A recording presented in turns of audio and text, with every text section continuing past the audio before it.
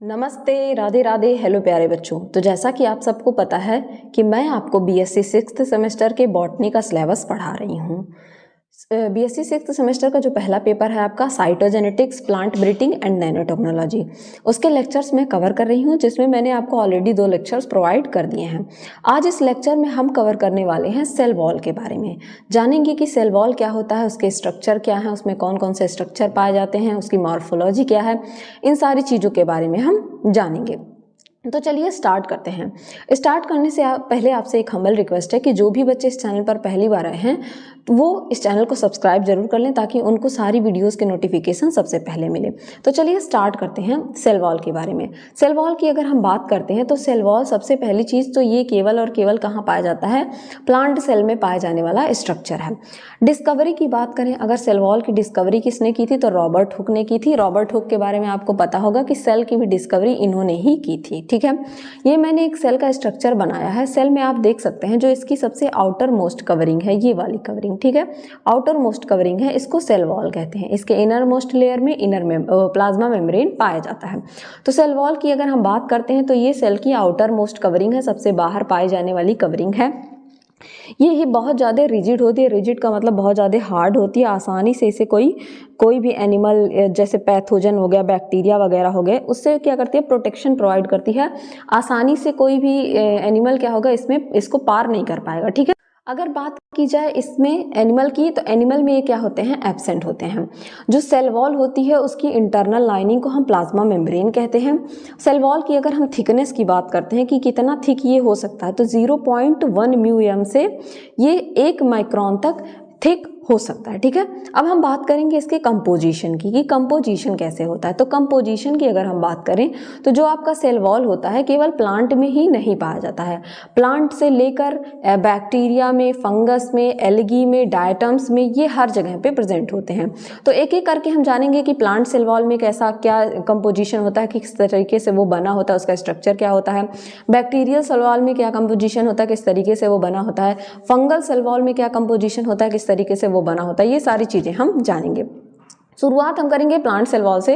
ये एक मैंने चार्ट प्रिपेयर किया। ठीक है, तो सबसे पहले बात करें अगर हम प्लांट सेल वॉल की, तो प्लांट सेल वॉल जो होता है ये मेनली सेल्यूलोज, हेमीसेल्यूलोज और पेक्टिन से मिलकर बना होता है। अब बात करते हैं थोड़ा सा सेल्यूलोज की हम। जो सेल्यूलोज होता है इसके बारे में एक पॉइंट आप नोट कर लीजिए कि ये क्या होता है, मोस्ट अबंडेंट, यानी कि सबसे ज़्यादा मात्रा में पाए जाने वाला पॉलीमर है। मोस्ट अबंडेंट, आपके पूरे अर्थ पे सबसे ज़्यादा पाए जाने वाला क्या है, पॉलीमर है, मोस्ट अबंडेंट। यहाँ से क्वेश्चन बनता ही बनता, सबसे ज़्यादा पाए जाने वाला मोस्ट अबंडेंट है। और ये किससे मिलकर बना होता है, तो ये आपका मिलकर बना होता है, मैं थोड़ा सा जूम करके यहाँ लिख देती हूँ, ये आपका मिलकर बना होता है बीटा डी ग्लूकोज से, यानी कि कार्बोहाइड्रेट होता है ये एक टाइप का। बीटा डी ग्लूकोज का ये क्या होता है, पॉलीमर होता है। बीटा डी ग्लूकोज से मिलकर ये बना होता है। ठीक है, अगर वहीं हम बात करते हैं हेमीसेल्यूलोज की, तो हेमीसेल्यूलोज जो है वो आपके मैनूज से और कई सारे जो है कार्बोहाइड्रेट के ही पॉलीमर पाए जाते हैं, उसी से मिलकर बना होता है। अगर पेक्टिन की बात करते हैं तो पेक्टिन गैलेक्टोज, अरेबिनोज, इन सब से मिलकर बना होता है। इसके अलावा भी इसमें जैसे सुबेरिन, ठीक है, ये सारे स्ट्रक्चर भी पाए जाते हैं। ऐसा नहीं है कि सिर्फ सेलुलोज, हेमीसेलुलोज और पेक्टिन, कुछ कुछ स्ट्रक्चर होते हैं जिनमें सुबेरिन, लिग्निन, ये सारे स्ट्रक्चर भी क्या होते हैं, प्रेजेंट होते हैं। ठीक है, तो आप इसे नोट कर सकते हैं। अगर हम बात करते हैं बैक्टीरियल सेल वॉल की, तो बैक्टीरियल सेल वॉल आपका मेनली 2 लिपोपॉलीसेकेराइड से मिलकर बना होता है, जिनका नाम होता है नैम और नैग। नैम और नैग की बात करें तो नैम को हम कहते हैं N acetyl muramic acid, N acetyl muramic acid के नाम से जाने जाते हैं। अगर नैग की बात करें तो इसे हम एन एसिटिल ग्लूकोसामाइन कहते हैं, N acetyl muramic acid and N acetyl glucosamine. बात करें अगर हम फंगल सेल वॉल की, तो fungal cell wall mainly chitin के बने होते हैं। किसके, काइटिन के। काइटिन किसका पॉलीमर होता है, नैग का। एन एसिटिल ग्लूकोसामाइन का ये क्या होता है, पॉलीमर होता है। आगे भी हम कुछ स्ट्रक्चर के बारे में जाने, जैसे कि अगर हम बात करें एल्गी की, तो एल्गी की भी जो सेल होती है वो भी किसकी बनी होती है, सेल्यूलोज की बनी होती है। ठीक है, एल्गी की सेल किसकी बनी होती है, सेल्यूलोज की बनी होती है। ठीक है, बात करें डायटम्स की, तो डायटम के जो सेल होते हैं वो सिलिका सिलिका के डिपोजिशन से, सिलिका जो होता है उसके डिपोजिशन से बनते हैं और इन्हें क्या कहते हैं, फ्रस्ट्यूल्स या सेल्स के नाम से जाना जाता है। फ्रस्ट्यूल्स या सेल के नाम से जाना जाता है। जो डायटम्स होते हैं वो यूनिसेलुलर यूकैरियोटिक, के का मतलब होता है यूकैरियोटिक, यूनिसेलुलर यूकैरियोटिक एल्गा होते हैं। ठीक है, ये क्या होते हैं, यूनिसेलुलर यूकैरियोटिक एल्गा होते हैं। अगर इनके हम मॉर्फोलॉजी की बात करें, यानी कि इनका स्ट्रक्चर कैसा होता है, मॉर्फोलॉजी में बेसिकली हम स्ट्रक्चर की स्टडी करते हैं। ठीक है, यहाँ मैंने ब्रैकेट में लिख भी दिया है। तो अगर इनके स्ट्रक्चर की हम बात करें तो जो सेल वॉल होता है मेनली 4 स्ट्रक्चर से मिलकर बना होता है। ठीक है, आपका सेल वॉल मेनली 4 स्ट्रक्चर से बना होता है, जिसमें पहला आ जाता है आपका मिडिल लेमिला, ठीक है, दूसरा आ जाता है प्राइमरी सेल वॉल, तीसरा आ जाता है आपका सेकेंडरी सेल वॉल और चौथा आ जाता है टर्सरी सेल वॉल। इन चारों स्ट्रक्चर से मिलकर बना होता है। अगर मिडिल लेमिला की हम बात करते हैं तो यहाँ पे आप एक स्ट्रक्चर मैंने बताया है। मिडिल लेमिला जो होता है वो 2 सेल को कनेक्ट करने का काम करता है। ये आपका एक सेल हो गया और यहाँ दूसरा सेल हो गया। इन दोनों के बीच में जो स्ट्रक्चर पाया जाएगा उसे हम क्या कहेंगे, मिडिल लेमिला। एक इस तरीके का स्ट्रक्चर मैं बना दूँ आपको यहाँ मिडिल लेमिला समझाने के लिए। ये देख सकते हैं, एक सेल ये है और दूसरा सेल ये है। इन दोनों को जो कनेक्ट करने का काम करता है उसे क्या कहते हैं, मिडिल लेमिला कहते हैं। ठीक है, इसे हम क्या कहते हैं, मिडिल लेमिला कहते हैं। यहाँ पे भी यही चीज़ दिखाई गई है, मिडिल लेमिला। और सबसे मिडिल लेमिला के सबसे दोनों तरफ की वॉल को क्या कहते हैं हम, ये देख सकते हैं, ये दोनों वॉल को हम क्या कह रहे हैं, प्राइमरी सेल वॉल कह रहे हैं। और बाहर जो ये 3 लेयर्ड की स्ट्रक्चर पाई जा रही है इसे हम सेकेंडरी सेल वॉल, और सबसे बाहर की लेयर को टर्सरी सेल वॉल कह रहे हैं। ठीक है, अगर एक स्ट्रक्चर मैं आपको बना के दिखाऊँ primary secondary tertiary cell wall की, ठीक है, तो कुछ इस तरीके का स्ट्रक्चर होता है। ये आपका हो गया प्राइमरी सेल वॉल, सबसे बाहर की कवरिंग। दूसरा कलर मैं ले लेती हूँ, ठीक है, ये हो गया आपका सेकेंडरी सेल वॉल। ठीक है, अगर थर्ड में ले लेती हूँ कोई और कलर, तो अगर ये हो गया आपका टर्सरी सेल वॉल। ठीक है, तो कुछ इस तरीके का स्ट्रक्चर आप देखते हैं, प्राइमरी, सेकेंडरी और टर्सरी सेल वॉल। मैं नेमिंग कर दूं, ये हो गया आपका प्राइमरी सेल वॉल, ये हो गया सेकेंडरी सेल वॉल और ये हो गया टर्सरी सेल वॉल। और इसी तरीके से एक सेल और पाया जाएगा, तो यहाँ पे बीच में क्या पाई जाएगी, मिडिल लेमिला पाई जाएगी, जो इनको क्या करेगी, जोड़ने का काम करती है, मिडिल लेमिला। तो इस तरीके से इनका स्ट्रक्चर, आप ये जनरल स्ट्रक्चर भी चाहें तो बना सकते हैं एग्जाम में। और इन दोनों स्ट्रक्चर को ऐसे दिखाने के लिए आप क्या करेंगे, ये एक सेल ये बना लीजिएगा, दूसरा सेल ये, और इसे क्या करिएगा, मिडिल लेमिला से कनेक्ट कर दीजिएगा। फिर इसके अंदर भी आप प्राइमरी, सेकेंडरी, टर्सरी को दिखा सकते हैं। इस तरीके से आप एक स्ट्रक्चर बना सकते हैं जो आपको सुटेबल लगे, या फिर आप क्या कर सकते हैं कि इसी स्ट्रक्चर को, ये जो मैंने दिया है, इसे भी आप बना सकते हैं। थोड़ा सा एक एक करके हम इनके बारे में जानेंगे।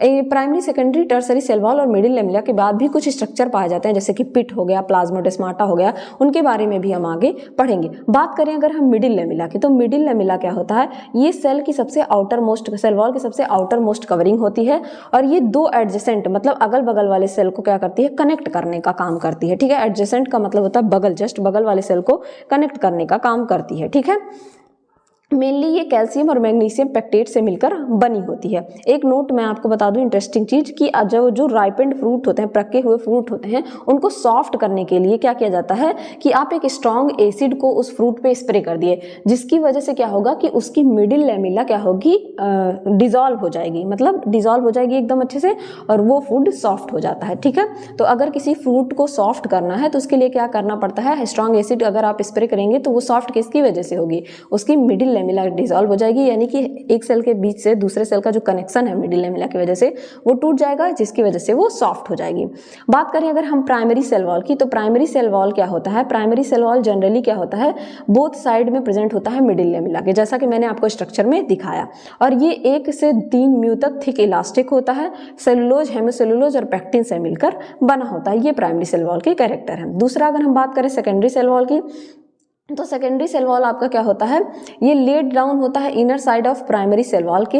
ये बहुत ज़्यादा थिकर होता है, ठीक थिकर किस इन द सेंस इसमें कई सारे लेयर पाए जाते हैं। इस तरीके से अगर मैं बनाऊं, एक लेयर, दूसरी लेयर, तीसरी लेयर, इसमें जनरली 3 लेयर पाए जाते हैं। मैं यहाँ आपको एक दे दूँ एग्जाम्पल, यहाँ मैंने मेंशन नहीं किया है, और उन लेयर का नाम होता है S1, S2 और S3। जो आपका जनरली वुड का फॉर्मेशन होता है बाहर आप देखते हैं, वो इसी की वजह से होता है। ठीक है, और ये क्या होता है, डेड होता है। ठीक है, डेड होता है मतलब ये लिविंग सेल नहीं होता है। ये लेट डाउन होता है inner side of primary wall के, मच थिकर होता है, कई सारे लेयर से मिलकर बना होता है, 5 से 10 म्यू तक ये थिक हो सकता है। और ये किसका बना होता है, सेलुलोज और लिग्निन। तो सेलुलोज के बारे में मैंने आपको बताया, ये मोस्ट अबंडेंट पॉलीमर पाया जाता है आपके अर्थ पे। ठीक है, उसी तरीके से अगर हम लिग्निन की बात करते हैं, तो लिग्निन आपका सेकंड मोस्ट अबंडेंट पॉलीमर है जो कि सेलुलोज के बाद सबसे ज़्यादा पाया जाता है।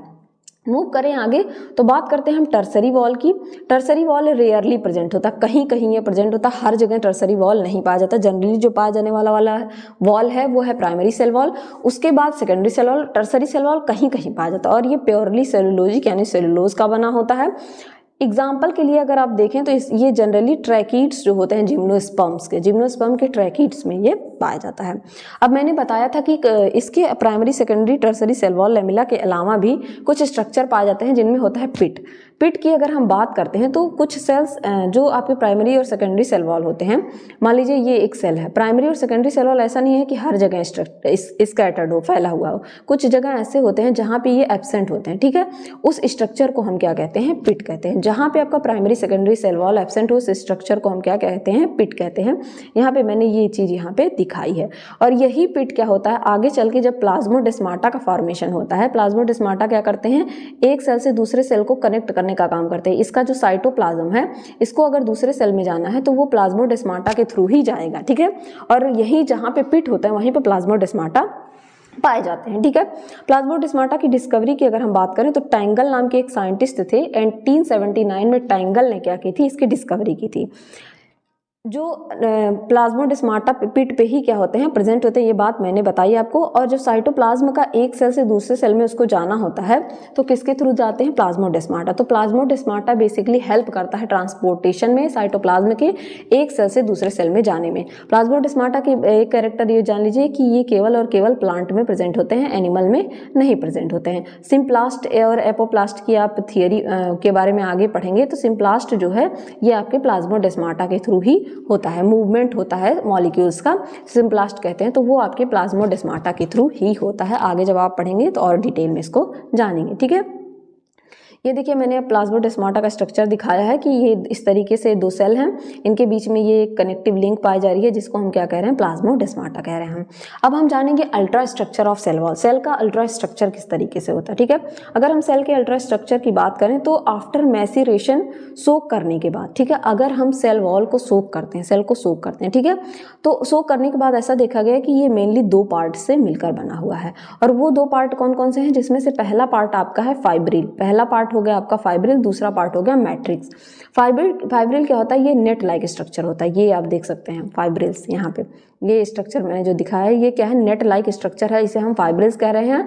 और ये फाइब्रिल्स एक एमॉर्फस जेली लाइक स्ट्रक्चर में क्या है, इम्बेडेड है, धसे हुए हैं, जिसको कि हम मैट्रिक्स कह रहे हैं। तो अल्ट्रा स्ट्रक्चर की बात करें तो ये मेनली दो तरीके से बने होते हैं, फाइब्रिल्स और मैट्रिक्स। फाइब्रिल्स को माइक्रोफाइब्रिल्स भी कहते हैं, ये नेट लाइक फ्रेमवर्क होता है, ठीक है। मैट्रिक्स की बात करें एमॉर्फस जेल लाइक मटेरियल होता है। फाइब्रिल्स इसमें क्या होते हैं, इम्बेडेड होते हैं, धंसे हुए होते हैं, ठीक है। अगर फंक्शन की हम बात करें तो फंक्शन सेल वॉल की फंक्शन की अगर हम बात करें तो ये क्या करता है, मैकेनिकल सपोर्ट प्रोवाइड करता है। जनरली ये क्या करता है, मैकेनिकल सपोर्ट प्रोवाइड करता है, किसको, सेल को मैकेनिकल सपोर्ट प्रोवाइड करने का मतलब अगर बाहर से कोई इंजरी हो रही है या पैथोजन की एंट्री हो रही है, ठीक है, बैक्टीरिया वायरस कुछ भी, तो सेल वॉल क्या करता है, जनरली इसको प्रोटेक्ट करने का काम करता है, उस सेल को एंटर नहीं करने देगा। कोई चोट लगेगा तो सेल वॉल पे डैमेज होगा, अंदर के जो साइटोप्लाज्म वगैरह हैं उन पे डैमेज नहीं होगा। इनर कंपोनेंट को मैकेनिकल इंजरी से क्या करता है, रोकता है, रेगुलेट करता है ग्रोथ को, ग्रोथ भी यहाँ से क्या होती है, रेगुलेट होती है।